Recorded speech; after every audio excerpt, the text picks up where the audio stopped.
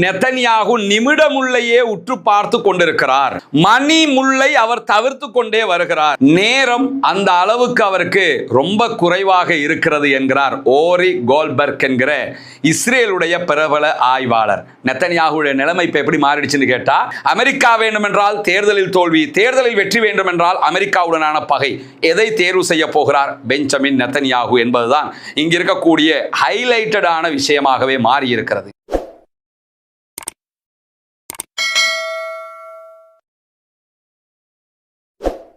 கடந்த ஒரு 3-4 ஆண்டுகளாக சர்வதேச அளவில் ரொம்ப பிரபலமாக இருக்கக்கூடிய ஒருவர் தான் இஸ்ரேலுடைய பிரதமர் பெஞ்சமின் நெதன்யாகு. அந்த பிரபலத்திற்கான காரணம் ஒன்றும் ஒரு நல்ல காரியத்தை பண்ணியோ அல்லது உலகம் முழுவதும் நல்ல பேர் எடுத்தோ அந்த மாதிரியான பிரபலம் எல்லாம் கிடையாதுங்கிறது நமக்கு தெரியும்.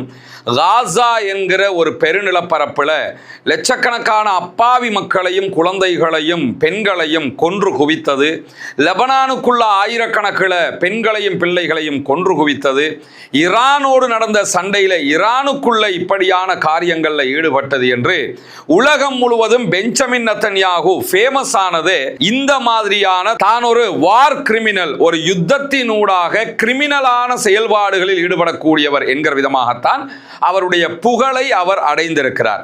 2 விதமான புகழை யாரும் அடைய முடியும். ஒன்று, நல்ல பேர் எடுப்பதினூடாக புகழ் பெற முடியும். 2வது, கேவலமான கெட்ட பேர் எடுப்பதினூடாக புகழ் அடைய முடியும். இவர் 2வது ரகத்தை உடையவர். ஆனால் இவருடைய இந்த மாதிரியான செயல்பாடுகள் இஸ்ரேலிய மக்களுக்கு மத்தியில் எப்படியான எண்ணத்தை உண்டாக்கி இருக்கிறது என்கிற ஒரு கேள்வியும் இருக்கிறது. ஏன்னா இஸ்ரேலிய மக்களை பொறுத்தவரையில் அவங்க பரிதாபப்படக்கூடியவர்களோ அடுத்தவர்கள் மீது பச்சாத்தாபப்படக்கூடியவர்களோ அல்ல என்பது உலகம் முழுவதும் தற்போது உணர்ந்து கொண்ட ஒரு பேருண்மையாக இருக்கிறது. ஏன்னா எங்களுக்கு இஸ்ரேல் என்கிற ஒரு நாடு தேவை. பாலஸ்தீனத்தை நாங்கள் கையகப்படுத்தி இருக்கிறோம். இதை நாங்கள் தக்க வைத்துக் கொள்வதற்காக எத்தனை பேர் அழிக்கப்பட்டாலும் அதிலே எந்த கவலையும் எங்களுக்கு இல்லை. நாங்கள் நல்லா இருப்பதற்காக எத்தனை பேர் அழிந்து போனாலும் அதை பற்றிய ஒரு சிறு கவலை கூட எங்களுக்கு கிடையாது என்கிற இடத்துல ஜியோனிஸ்டுகள் எல்லோருமே இந்த வட்டத்துக்குள்ள வரக்கூடியவங்க தான். எனவேதான் இஸ்ரேலிய பிரதமர் பெஞ்சமின் நெதன்யாகு 40 ஆண்டு காலம் அரசியல் வாழ்க்கையில் அவர் ஈடுபட்டு வருகிறார். இஸ்ரேலில் மிக நீண்ட காலம் பிரதமராக இருந்தவராகவும் இஸ்ரேலிய பிரதமர் பெஞ்சமின் நெதன்யாகு தான் அறியப்படுகிறார். ஆனால் தற்போது நடக்கக்கூடிய தேர்தல் என்பது அவருக்கு நெருப்புல நடக்கிற மாதிரியான ஒரு தேர்தலாக மாறி இருக்கிறது. அதற்கான காரணம் என்னன்னா, காசா யுத்தத்தில் அவர் சந்தித்த தோல்வி, அதற்கு பிறகு லெபனானோடு தற்போது சந்தித்திருக்கக்கூடிய சுட கிடைத்திருக்கக்கூடிய தோல்வி, அதே போன்று ஈரானுடைய யுத்தத்தில் தோற்றது மட்டுமல்லாமல் அமெரிக்கா ஈரானோடு ஒரு ஒப்பந்தத்திற்கு போகிற அளவுக்கு நிலைமையை அவர் தவறவிட்டிருக்கிறார் என்கிற உள்நாட்டு விமர்சனம், இதையெல்லாம் தாண்டி அவர் மீது இருக்கக்கூடிய ஊழல் குற்றச்சாட்டுகள். பிப்ரவரி 28ஆம் தேதி இஸ்ரேல் அமெரிக்க அதிபர் டொனால்ட் ட்ரம்போடு இணைந்து ஒரு மாபெரும் யுத்தத்தை ஈரான் மீது நடத்தியது. அதற்கு பதிலடியாக ஈரான் இஸ்ரேலை மட்டும் தாக்கல அல்லது அமெரிக்காவினுடைய கப்பல்களை மட்டும் தாக்கல. என்ன பண்ணாங்கன்னா, இஸ்ரேலையும் தாக்கி அரபு நாடுகளில் இருக்கக்கூடிய அமெரிக்காவினுடைய அனைத்து இராணுவ தளங்கள் மீதும் தாக்குதல்களை நடத்தினார்கள். Kuwait, Bahrain, UAE, Saudi Arabia, Jordan வரைக்கும் அவர்களுடைய தாக்குதல் நீண்டது மட்டுமல்லாமல் அமெரிக்காவினுடைய இராணுவ தளங்கள் எங்கெல்லாம் இருக்குமோ அங்கெல்லாம் கிட்டத்தட்ட 4000 கிலோமீட்டர்களை தாண்டி சென்றும் ஈரானுடைய ஏவுகணைகள் தாக்குதல்களை நடத்தியது என்பது உலகத்திற்கே தெரியும். ஐரோப்பாவினுடைய பல நாடுகளை ஈரானால் தாக்க முடியும் என்கிற அளவுக்கு ஈரானுடைய பலத்தை உலகத்திற்கு காட்டியதே இந்த யுத்தம் தான். எனவே ஈரான் தான் நிஜமான மத்திய கிழக்கின் வல்லரசாகவும் பலம் வாய்ந்த ஆயுதங்களை கொண்ட ஒரு நாடாகவும் இருக்கிறது என்பதை அமெரிக்காவையும் இஸ்ரேலையும் தோற்கடித்தே ஈரான் நிரூபித்திருக்கிறது. இது இஸ்ரேலிய பிரதமர் பெஞ்சமின் நெதன்யாகுனுடைய அடுத்த தேர்தல் களத்திற்கு மிகப்பெரிய பின்னடைவாக மாறி இருக்கிறது.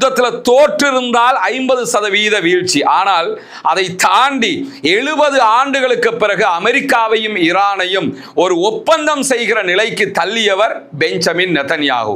அமெரிக்கா ஈரானோடு பேசுவதே இல்லை, ஈரான் மீதான அனைத்து பொருளாதார தடைகளையும் விதித்திருந்தது. ஆனால் 70 ஆண்டுகளுக்கு பிறகு ஈரானோடு ஒப்பந்தம் செய்தது மட்டுமல்லாமல் ஈரான் மீது விதிக்கப்பட்டிருக்கக்கூடிய எல்லா தடைகளும் கட்டங்கட்டமாக நீங்குகிற அளவில் ஒப்பந்தமும் செய்யப்பட்டிருக்கிறது. எனவே ஈரானை காப்பாற்றி விட்டிருக்கிறார் பெஞ்சமின் நெதன்யாகு என்கிற விதமாகத்தான் இஸ்ரேலியர்கள் பெஞ்சமின் நெதன்யாகுவை தற்போது பார்க்கிறார்கள். நாங்கள் வடக்கில் இருக்கக்கூடியவர்கள், இஸ்ரேல்ல வடக்கு பகுதிகளில் வாழக்கூடிய மக்கள் இருப்பாங்கல்ல, அவர்கள் தங்களுடைய ஜன்னலை திறந்து பார்த்தாங்கன்னா ஒரு அரேபியர் கூட கண்ணுக்கு தெரிய மாட்டார். அப்படியான ஒரு நிலையை நான் லெபனானுக்குள் உண்டாக்குவேன். இஸ்ரேலுடைய வடக்கு பகுதிங்கிறது லெபனானுடைய தெற்கு பகுதியோடு இணைந்ததாக இருக்கும். ஜன்னல்களை திறந்தாங்கன்னா அவர் சொல்ற மாதிரியே லெபனான் தெரியும். அந்த லெபனான் பகுதிகளில் ஒரு அரேபியர் கூட வாழ முடியாத அளவுக்கு அவர்களை அடித்து விரட்டி அந்த பகுதிகள் முழுவதையும் நான் கைப்பற்றுவேன் என்று இஸ்ரேலிய பிரதமர் ஒரு வாக்குறுதி கொடுத்திருந்தார். அதை இந்த நிமிடம் வரைக்கும் அவரால் செய்ய முடியாமல் போல் வெளியேற வேண்டிய நிர்பந்தம் இஸ்ரேலிய பிரதமர் பெஞ்சமின் நெதன்யாகுவுக்கு உண்டாகி இருக்கிறது. அதை தாண்டி காசாவுக்குள் அவர் நடத்திய 2 ஆண்டு கால யுத்தத்தில் முழு காசாவும் அழிக்கப்பட்டது. லட்சக்கணக்கில் மக்கள் கொல்லப்பட்டார்கள். லட்சக்கணக்கானவர்கள் தங்களுடைய உடல் உறுப்புகளை இழந்தார்கள்.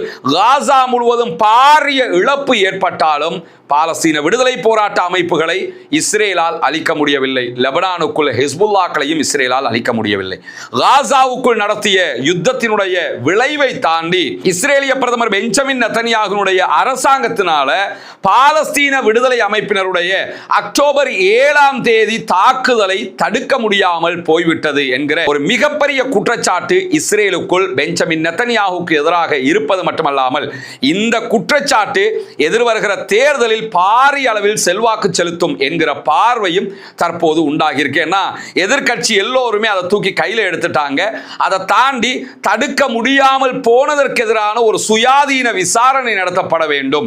அதிலே சம்பந்தப்பட்ட அத்தனை பேரும் தண்டிக்கப்பட வேண்டும், பிரதமர் நெதன்யாகு உட்பட என்கிற கோரிக்கைகள் பொதுமக்களுக்கு மத்தியிலே வெகுவாக எழுந்து கொண்டிருக்கிறது. இதுவும் அவர் எதிர்கொள்ள இருக்கிற ஒரு மாபெரும் பிரச்சனையாக பார்க்கப்படுகிறது எதிர்வருகிற தேர்தலில். அது மட்டுமல்லாம உலகம் முழுக்க நீங்க பாத்தீங்கன்னா ஒரு 70 ஆண்டுகளாக ஒரு கற்பனை கட்டமைப்பை உருவாக்கி வைத்திருந்தது இந்த ஜூவிஷ் லாபி.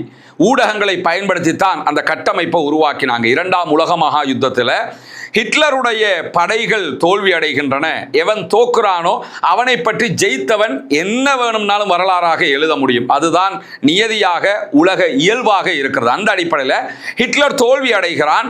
ஹிட்லரை வைத்து பல கதைகளை யூதர்கள் எழுதினார்கள்.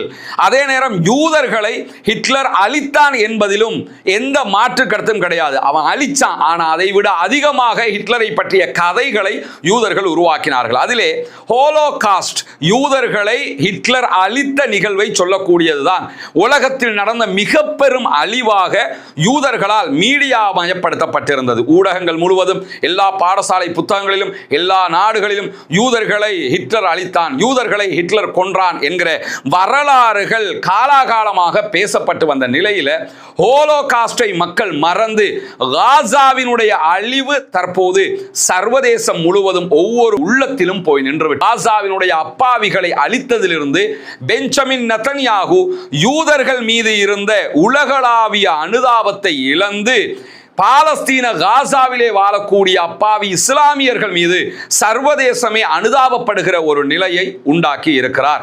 அதுவும் இந்த காசாவினுடைய யுத்தத்தின் தோல்விகளில் ஒன்றாக பார்க்கப்படுவது மட்டுமல்லாமல் காசாவில் நடைபெற்ற இந்த சண்டையால் சர்வதேசத்தில் பல நாடுகள் இஸ்ரேலை புறக்கணித்திருக்கிறது.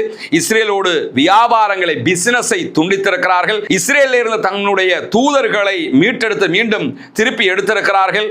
அதை தாண்டி ஐநாவில் அதிகமான நாடுகள் பாலஸ்தீனத்தை தனி நாடாக அங்கீகாரமும் கொடுத்திருக்கின்றன. இந்த தோல்விகள் எல்லாமே இஸ்ரேலிய பிரதமர் பெஞ்சமின் நெதன்யாகுவால் தான் இஸ்ரேலுக்குள் உண்டானது என்கிற மிக திடமான நம்பிக்கை இஸ்ரேல் மக்களுக்கு மத்தியிலே தற்போது உருவாகி இருக்கிறது. இது எல்லாவற்றுக்கும் மேலாக இஸ்ரேலிய பிரதமர் பெஞ்சமின் நெதன்யாகுவுக்கு இருக்கக்கூடிய மிகப்பெரிய பிரச்சனைன்னா ஊழல் குற்றச்சாட்டு 2019ஆம் ஆண்டு அவர் மீது சுமத்தப்பட்ட 3 குற்றச்சாட்டுகள்.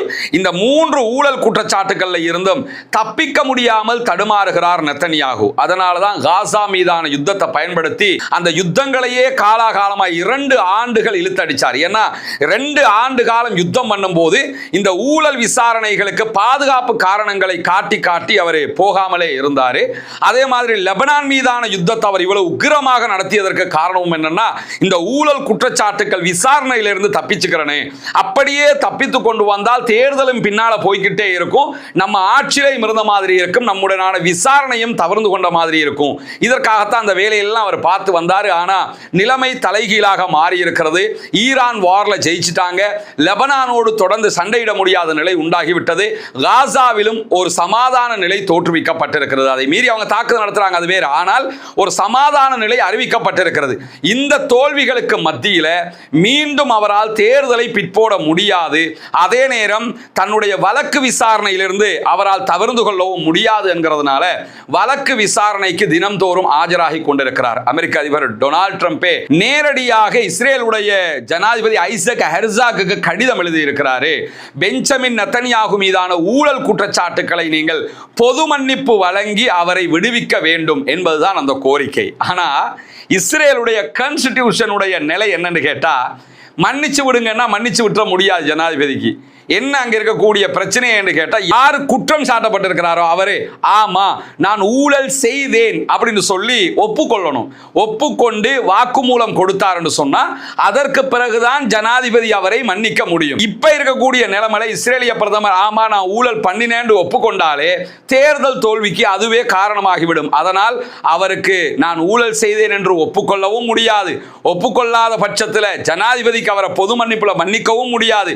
எனவே விசாரணைகள் போய்கொண்டிருக்கிறது. அதிலே அவருக்கு எதிராகத்தான் தீர்ப்பு வர போகிறது என்கிற செய்திகளுக்கு மத்தியில் அப்படி ஒரு தீர்ப்பு வந்தால் கண்டிப்பாக ஜெயிலில் களி தின்ன வேண்டி வரும் என்கிற நிலையும் அவருக்கு இருக்கிறது. இப்படியான சூழல்ல தான் இஸ்ரேலுக்குள்ள தேர்தல் பிரச்சாரங்கள் சூடு பிடித்திருக்கிறது.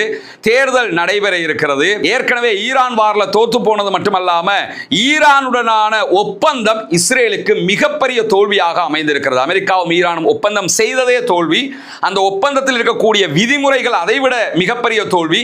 விதிமுறைகளில் ஒன்றாக லெபனான் உள்ளிட்ட எல்லா பகுதிகளையும் இஸ்ரேல் யுத்தத்தை நிறுத்தணும் அப்படிங்கிற விதிமுறை அதை விட மிகப்பெரிய தோல்வியாக இஸ்ரேலுக்கு தர்ம சங்கடமாக மாறி இருக்கிறது. இந்த நேரத்தில் இஸ்ரேலியர்கள் இஸ்ரேல் என்ன பண்ணணும் அப்படின்னு சொல்லி கேட்கும் போது லெபனான்ல யுத்தத்தை தொடரணும் அப்படின்னு இஸ்ரேலியர்கள் சொல்றாங்க. ஆனால் லெபனான் யுத்தத்தை தொடரணும்னு இஸ்ரேலியர்கள் சொன்னாலும் அமெரிக்காவை மீறி நெத்தனியாகுவால் யுத்தத்தை தொடர முடியாது. இதுல இருந்து ஒன்னு தெளிவாக இருக்கு, என்னன்னா அமெரிக்காவினுடைய சொல் பேச்சு கேட்காம இஸ்ரேலால் நினைத்தது போல் ஆட முடியவில்லை.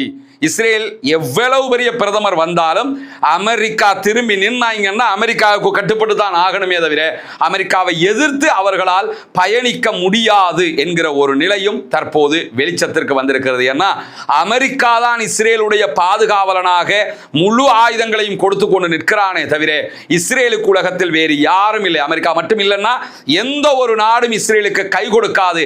அவர்கள் அதல பாதாளத்தில் வீழ்ந்து விடுவார்கள். எனவேதான் இப்பொழுது தேர்தலை எதிர்கொள்வதற்காக லெபனானில் சண்டையிடுவதா இல்லை என்றால் முற்றுமுழுதாக தப்பித்துக் கொள்வதற்காக அமெரிக்காவை பகைக்காமல் இருப்பதா என்கிற 2 கேள்விகளுக்கு மத்தியிலே சிக்கிக் கொண்டிருக்கிறார் இஸ்ரேலிய பிரதமர் பெஞ்சமின் நெத்தனியாகு. அமெரிக்கா வேண்டும் என்றால் தேர்தலில் தோல்வி, தேர்தலில் வெற்றி வேண்டும் என்றால் அமெரிக்காவுடனான பகை.